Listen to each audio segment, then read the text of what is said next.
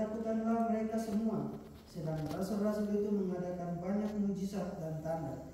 44. Dan semua orang yang telah menjadi percaya tetap bersatu, dan segala kepunyaan mereka adalah kepunyaan bersama. 45. Dan selalu ada dari mereka yang menjual harta miliknya, lalu membagi-bagikannya kepada semua orang sesuai dengan keperluan masing-masing. 46. Dengan bertekun dan dengan sehati mereka berkumpul tiap-tiap hari dalam bait Allah. Mereka memecahkan roti di rumah masing-masing secara bergilir dan makan bersama-sama dengan gembira dan dengan tulus hati. 47. Sambil memuji Allah dan mereka dikuasai 47. Sambil memuji Allah dan mereka disukai semua orang, dan tiap-tiap hari Tuhan menambah jumlah mereka dengan orang yang diselamatkan. Haleluya. Nanti coba yang di 104 ayat itu judulnya cara hidup jemaat. Ayat 32 pasal 4 ayat 32 mulai sampai ke cara hidup jemaat. Ayat 32. Adapun kumpulan orang yang telah percaya itu, mereka sehati dan sejiwa, dan tidak seorang pun yang berkata bahwa sesuatu dari kepunyaannya adalah miliknya sendiri, tetapi segala sesuatu adalah kepunyaan mereka bersama. Dan dengan kuasa yang besar, rasul-rasul memberi kesaksian tentang kebangkitan Tuhan Yesus, dan mereka semua hidup dalam kasih karunia yang melimpah-limpah.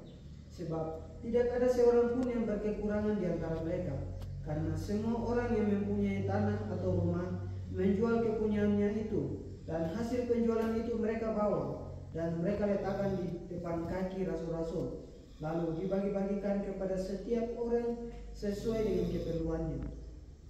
Demikian pula dengan Yusuf, yang oleh rasul-rasul disebut Barnabas, artinya anak penghiburan, seorang Lewi dari Siprus. Ia menjual ladang miliknya, lalu membawa uangnya itu dan meletakkannya di depan kaki rasul-rasul. haleluya. Itu dasar kita bangun tubuh Kristus itu, dia punya dasarnya bersifat alkitabiah. Kita tidak ambil di luar secara tradisi, budaya atau apa, tapi ini kita berdasarkan Alkitab. Kita bangun tubuh Kristus ini, itu dia punya dasarnya adalah Alkitab sebagai sumber kebenaran, sumber ilham Roh Kudus kepada nabi-nabi, kepada rasul-rasul, sehingga Alkitab ini ditulis.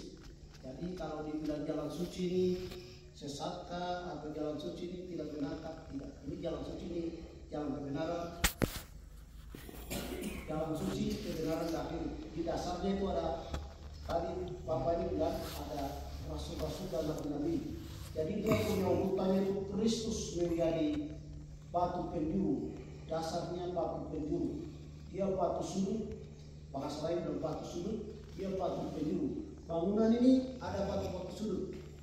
Bahkan di sudut-sudut ini maka kekuatan itu, jadi dia sebagai batu penjuru itu adalah Kristus. Lalu di atas Kristus itu, kalau nanti kita lihat di Matius pasal 16 ayat 16, 17, 18 bahwa Yesus berkata bahwa di atas batu karang ini aku mendirikan jemaatku. Artinya Kristus itu sebagai dasar. Terus dia ambil rasul Petrus. Nanti kita lihat di logo kita ini, mana di atas ini nggak ada, tapi di atas ini kita lihat ada dua dasar itu, dasar nabi dan dasar rasul. Yesaya itu bicara soal nabi. Meletakkan dasar tentang gereja kita itu ada di dalam nubuatan Nabi Yesaya pasal 38. Terus ada di Perjanjian Baru itu Rasul Yohanes itu di pasal 14 ayat 6.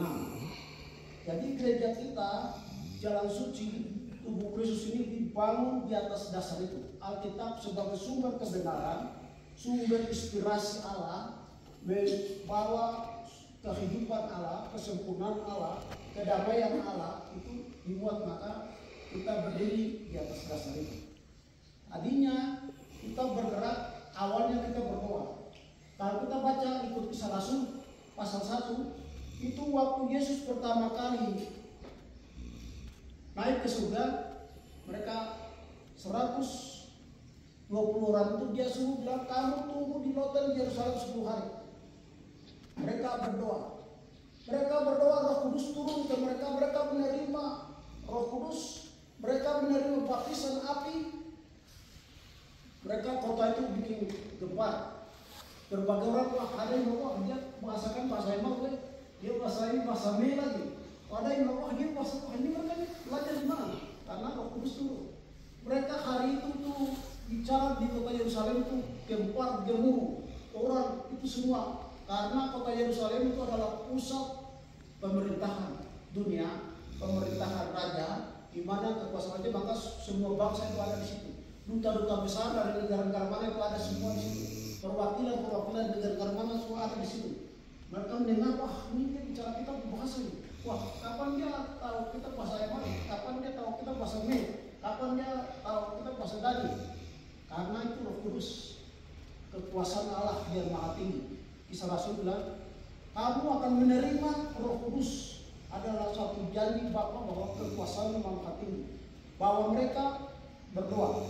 Awalnya mereka berdoa menunggu saja, menantikan.